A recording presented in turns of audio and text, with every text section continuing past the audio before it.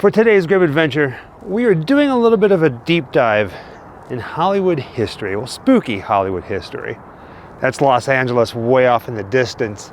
You can see the buildings, and that right there on the other side of the Hollywood Bowl is Hollywood, where we live. Well, today's spooky Hollywood history is all about the 1974 movie Young Frankenstein, directed by none other than Mel Brooks, starring Gene Wilder, Terry Garr, Cloris Leachman, Marty Feldman, and this guy right here, Peter Boyle. In fact, this is one of our most prized possessions, an autographed 8x10 of Peter Boyle from the movie Young Frankenstein. Today is all about that movie. We're going to be visiting some very interesting places. I think so. It's coming from the deep, dark recesses of the mind of Mel Brooks. I love him. Young Frankenstein. Gene Wilder as Dr. Frankenstein. That's Frankenstein. Peter Boyle as the monster. Marty Feldman as Igor. My grandfather used to work for your grandfather. Cloris Leachman as Frau Blucher. And Madeline Kahn as Elizabeth.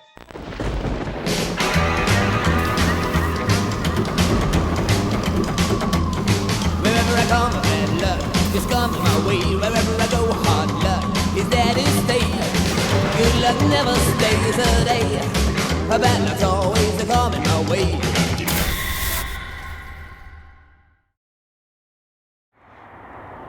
We are starting this video off at this overlook right off of Mullen Drive, overlooking Hollywood, California, because it's one of my favorites. And it's quite fitting because, you know, Young Frankenstein, a castle. This overlook in particular is kind of like a castle, and you can see everything. In fact, way off in the distance, at the center of your screen, that's Burbank. Right over here to the right, that's the Hollywood sign. And then, if we pan the camera over this way, you're gonna see these bushes. But right back to that opening shot of this video, you got downtown Los Angeles, you got the freeway there, Hollywood, the Hollywood Bowl. I'm gonna tilt the camera down a little bit. And then further off this way, Beverly Hills and some other places, and the ocean. Now this video is something I've been wanting to do for quite some time, and the reason for this is when you think of the movie Young Frankenstein, pretty much the entire movie was filmed on a set, like built on sound stages. But there's one spot that I know of that you can technically get access to where Mel Brooks chose to film a very entertaining scene starring Peter Boyle from the movie. And that's the putting on the Ritz scene. If you're blue and you don't know where to go to, why don't you go where fashion sits? Now wait a second. This movie was actually filmed in black and white. It wasn't filmed in color and changed to black and white. It was actually filmed in black and white, and I kind of feel like this video should be in black and white, but I kind of don't want to do that. So maybe just a little bit. Pretty cool, right? All right, put the color back. Kind of like put the candle back, but put the color back. All right, enough is enough. Right now we're in Santa Monica, California, and at the end of this alleyway is where we will find the actual theater where Mel Brooks and Gene Wilder and Peter Boyle filmed the putting on the Ritz scene, where Frankenstein's monster was dancing.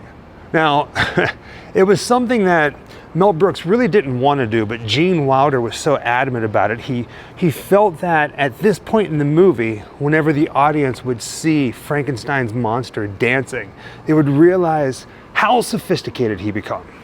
And one night he came over and he looks at the pages and he says, "You tap dance to Irving Berlin."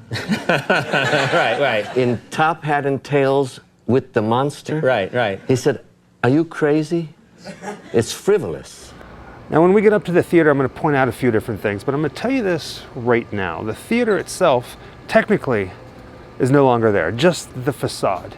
Back when they made the movie, it was known as the Mayfair Theater Music Hall. It was an old vaudeville theater, which makes sense why they filmed it there. It was absolutely beautiful. But sadly, it was basically completely destroyed in the Northridge earthquake.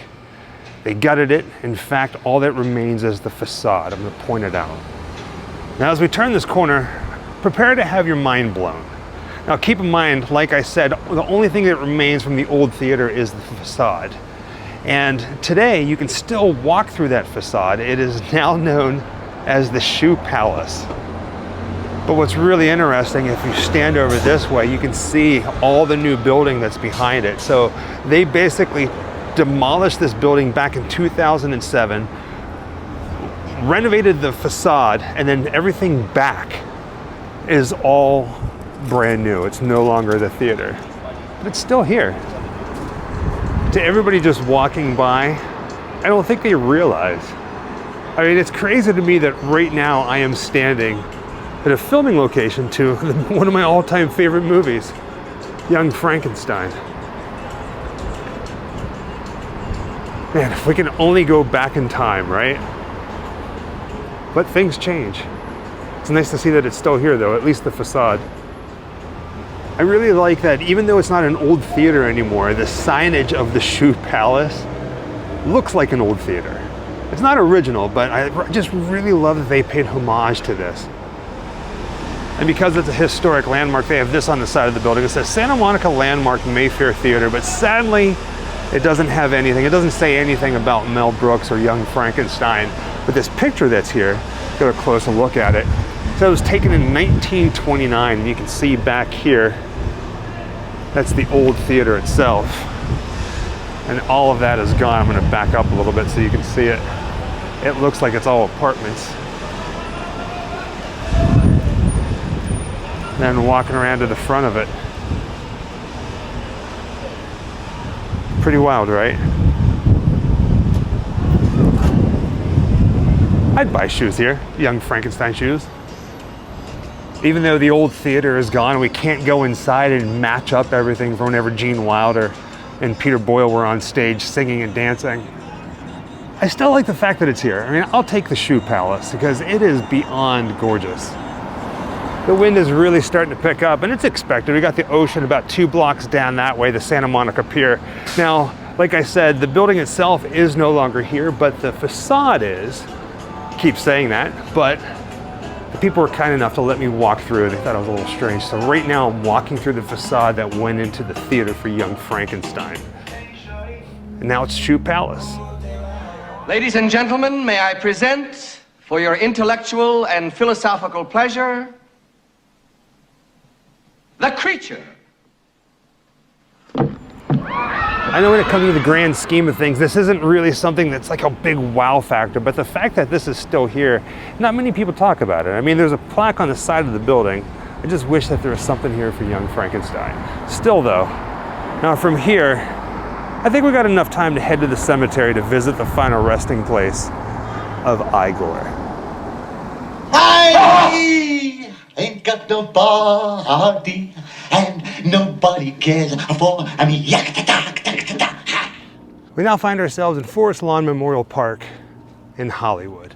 I emphasize Hollywood because not too far away is another forest lawn in Glendale, and a lot of people get the two confused. Now, this is where you'll find the final resting place of Igor, Marty Feldman. Now, if you've never been to this cemetery before, please know this. It is massive. There are graves everywhere. A lot of famous people are buried here because it is Hollywood after all. But finding Marty Feldman is rather easy. But to save you some trouble, a little tip is there are 2 churches here. There's a white one and a red one. He is right next to the red one, which is that right there. Now, one level below where I'm standing is where you'll find Marty Feldman. We're just walking over there right now. Beautiful day for a cemetery visit. And here we are at the grave of Marty Feldman, 1934 to 1982. In fact, he died December 2nd, 1982 of a heart attack. And I love this. He made us laugh. He took my pain away. I love you, Loretta. It's simple and beautiful. Now, don't get me wrong.